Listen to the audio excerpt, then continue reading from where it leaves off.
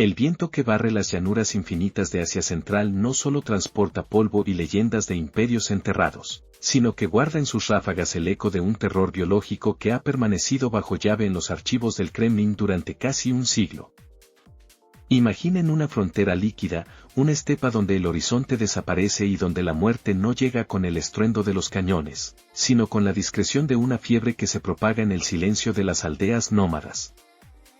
Hoy vamos a adentrarnos en las epidemias de la estepa, un capítulo de la historia soviética donde la salud pública dejó de ser un derecho para convertirse en un secreto de Estado y donde los brotes bacterianos fueron tratados como fallos en la seguridad nacional.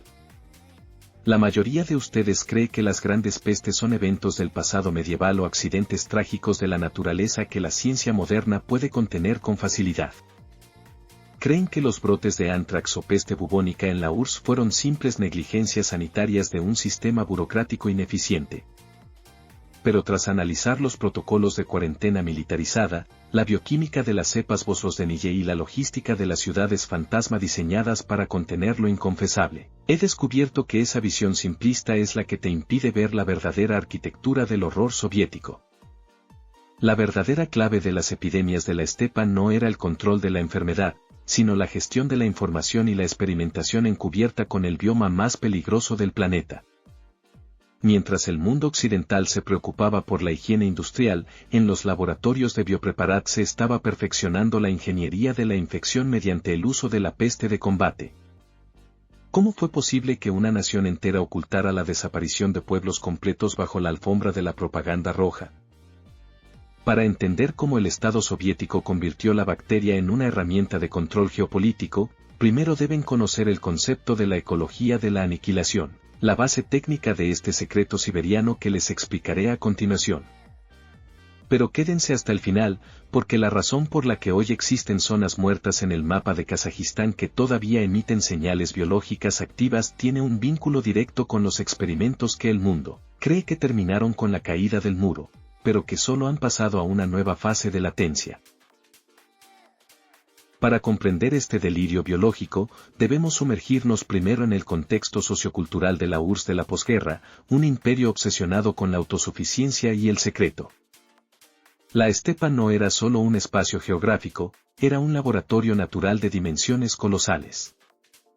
Aquí nace el concepto de la ecología de la aniquilación, la idea de que los patógenos naturales de la región, como la Yersinia pestis o el Bacillus anthracis, no eran enemigos a batir, sino recursos estratégicos a optimizar.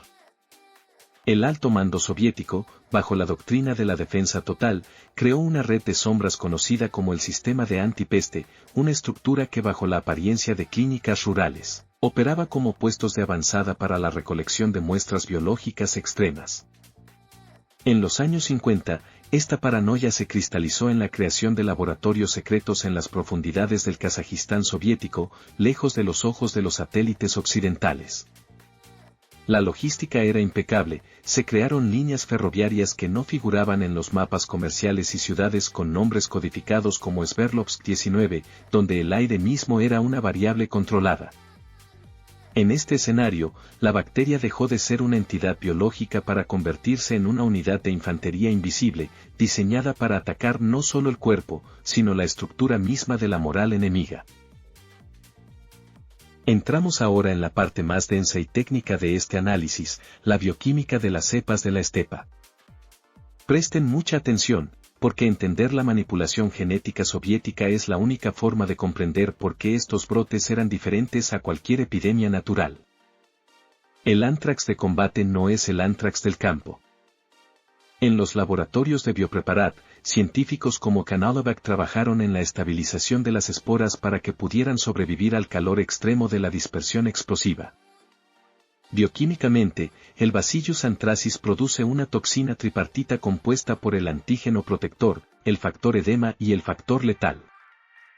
Lo que los soviéticos lograron fue optimizar la expresión del factor letal para que el colapso pulmonar ocurriera en menos de 48 horas, dejando al sistema inmunológico sin tiempo para reaccionar. Además, desarrollaron la técnica de la microencapsulación, recubriendo las bacterias con polímeros especiales que evitaban que se pegaran entre sí, permitiendo que permanecieran suspendidas en el aire como una nube invisible y letal. Pero aquí está el bucle de curiosidad que resolveremos en los próximos minutos. La estepa no solo guardaba bacterias, guardaba vectores animales que los soviéticos decidieron militarizar de una forma que desafía la lógica humana. La solución que implementaron para propagar la peste bubónica sin necesidad de aviones o bombas involucró el uso de roedores migratorios, transformando la fauna local en un ejército de ocupación biológica. Hablemos de la logística de sombras de la isla Vozdeniye, en el centro del mar de Aral. Este no era un simple campo de pruebas, era el laboratorio de campo más grande y peligroso del mundo. Imaginen una isla donde se detonaban bombas biológicas al aire libre para medir la dispersión de la viruela y la peste sobre jaulas llenas de monos y perros. La infraestructura técnica incluía estaciones meteorológicas de precisión que calculaban el ángulo exacto del viento para asegurar que la pluma de infección no regresara hacia el continente. Sin embargo, la microhistoria nos revela que el sistema no era infalible. En 1971, una nube de viruela de combate escapó de la isla y alcanzó a un barco de investigación científica, infectando a una joven técnica.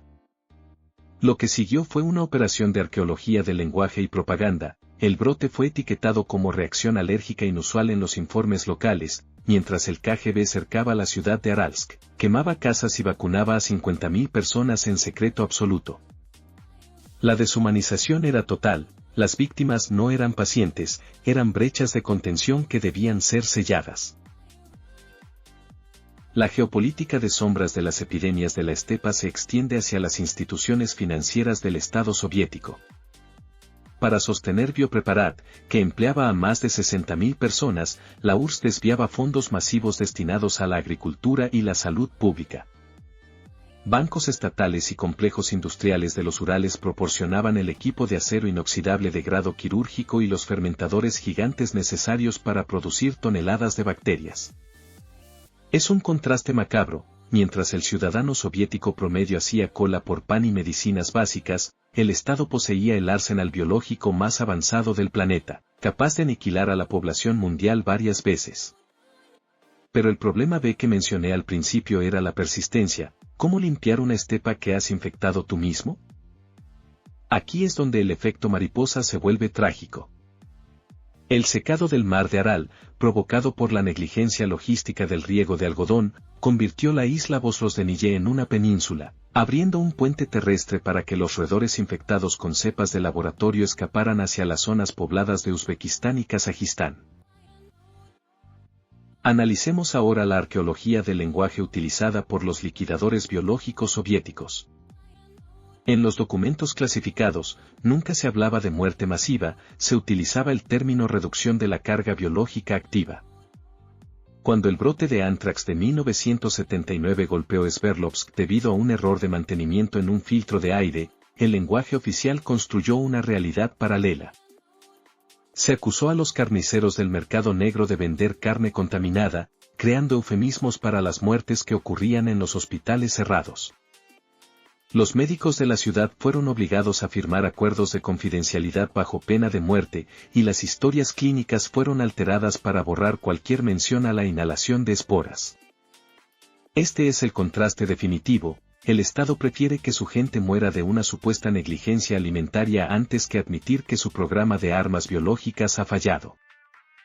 Esta manipulación de la verdad es lo que ha permitido que la estepa siga guardando sus secretos bajo capas de cal viva y concreto.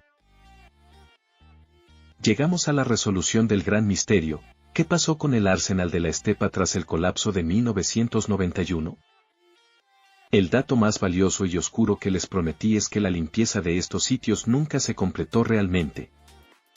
Aunque Estados Unidos financió la descontaminación parcial de la isla Vozdeniye en los años 90, los científicos saben que las esporas de Anthrax pueden permanecer viables en el suelo seco de la estepa durante más de un siglo. Se estima que existen enterradas toneladas de material biológico reactivo que no ha sido inventariado.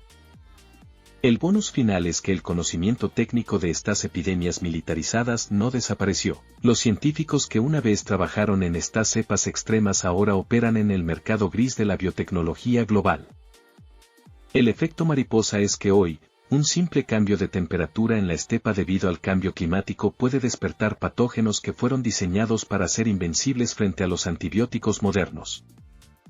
Las epidemias de la estepa no son una historia cerrada, son una bomba de tiempo bioquímica latente bajo la tierra de Asia Central.